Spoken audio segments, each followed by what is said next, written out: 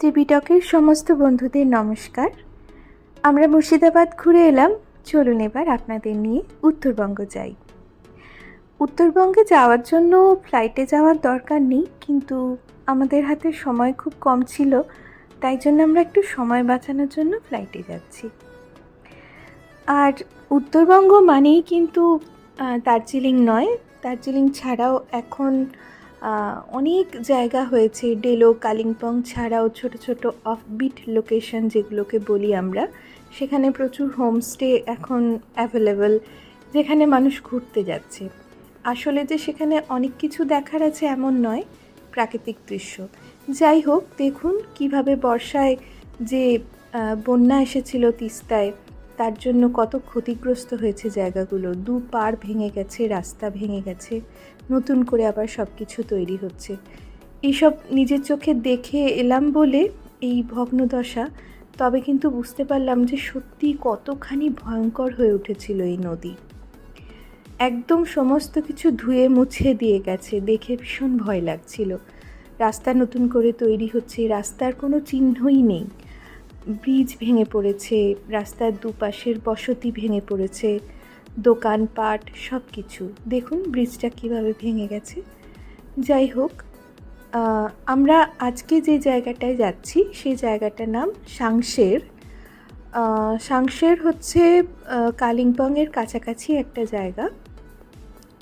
তো সেখানে পৌঁছাতে আমাদের একটু বেশি সময় লাগলো, তার কারণ রাস্তার অবস্থা খুব খারাপ ছিল জানুয়ারিতে যখন গিয়েছিলাম। যাই হোক, রাত হয়ে গিয়েছিল পৌঁছাতে, তাই বাইরের দৃশ্য তো এখন কিছু দেখাতে পারছি না। আমরা ছিলাম কে হোমস্টে বলে একটা হোমস্টেতে। বেশ সুন্দর, পাহাড়ের জঙ্গলের মধ্যে, একদম পাহাড়ের উপরে, খুব সুন্দর নিরিবিলি নির্জন একটা জায়গা।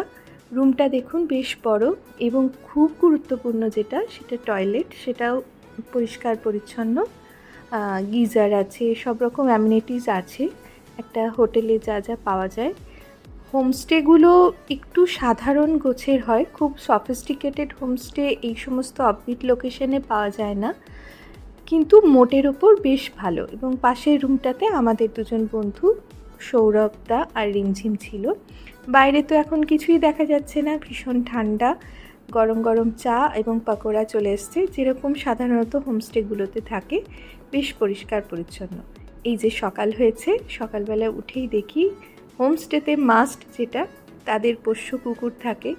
তো আমি ভীষণ ভয় পাই কুকুরে, কিন্তু এই হোমস্টেতে বিশেষ করে এই যে বাবুটি ছিলেন, তিনি কিন্তু একদম শান্তশিষ্ট, একদম গায়ের ওপর আসে না, ফলে আমি খুব খুশি হয়েছি।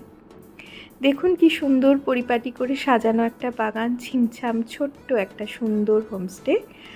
আর সামনে এখন দেখা যাচ্ছে না কাঞ্চনজঙ্ঘা, কিন্তু সাধারণত পরিষ্কার থাকলে খুব সুন্দরভাবেই দেখতে পাওয়া যায়।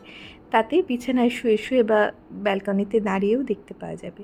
ভারী সুন্দর জায়গাটা, আমাদের তো খুব ভালো লেগেছে। আর খাওয়া দাওয়াও যেমন হয় ঠিকঠাকই, খারাপ না।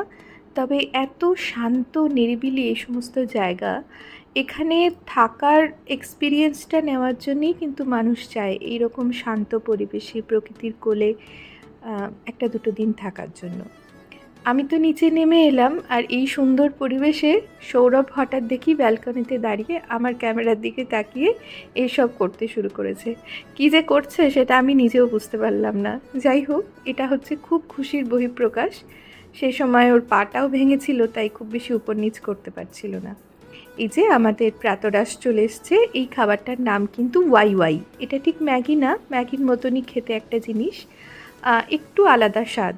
আমি প্রথম ওয়াই ওয়াই খেলাম, তাই আমার তো ভালোই লেগেছে, কিন্তু সৌরভদা আর রিমঝিম আগে খেয়েছে, ওদের মনে হয়েছে এটা আরেকটু ভালো হতে পারত। যাই হোক, প্রথমেই যেটা বললাম যে হোমস্টেগুলোতে একটু অ্যাডজাস্ট করেই নিতে হয়, কিন্তু মোটের ওপর এই জায়গাটা খুব ভালো, খুব সুন্দর। আমাদের ভীষণ ভালো লেগেছে ওখানে। আমরা খুব বেশিক্ষণ ছিলাম না, রাত্রে এসেছিলাম, সকালবেলার থেকে ব্রেকফাস্ট করে আমরা এখান থেকে চলে গেছিলাম অন্য একটা লোকেশনে। কিন্তু যতক্ষণ ছিলাম ততক্ষণে আমাদের খুব ভালো লেগেছে। আর যদি কাঞ্চনজঙ্ঘা দেখতে পাওয়া যেত তাহলে বোধহয় আরও ভীষণ ভালো লাগতো। আরেকটা গুরুত্বপূর্ণ কাজ এখানে অবশ্যই করবেন, যে কোনো জায়গায় গেলেই এত সুন্দর সুন্দর ফুল ফুটে রয়েছে, অবশ্যই শখানেক ছবি তুলে নেবেন। যাই হোক, এই হোমস্টেগুলোর একটা বৈশিষ্ট্য হচ্ছে এদের নিজস্ব ফার্ম থাকে, সেখানে চাষবাসও হয় আর এই যে গৃহপালিত পশুও থাকে। তো এই ছিল আমাদের কেকে হোমস্টের একটা ছোট্ট রিভিউ। আশা করি আপনাদের ভালো লাগবে। যারা বুকিং করবেন কেকে হোমস্টে অনায়াসে করতে পারেন। এই যে আমাদের ড্রাইভার, এই বাচ্চা ছেলেটি জন, ভীষণ ভালো, দারুণ সুন্দর গান চালিয়েছে গোটা রাস্তায়, আমাদের একদম খুব ভালো লেগেছে। আর কেকে হোমস্টের রেটিংও বেশ ভালো, আমাদেরও বেশ ভালো লেগেছে।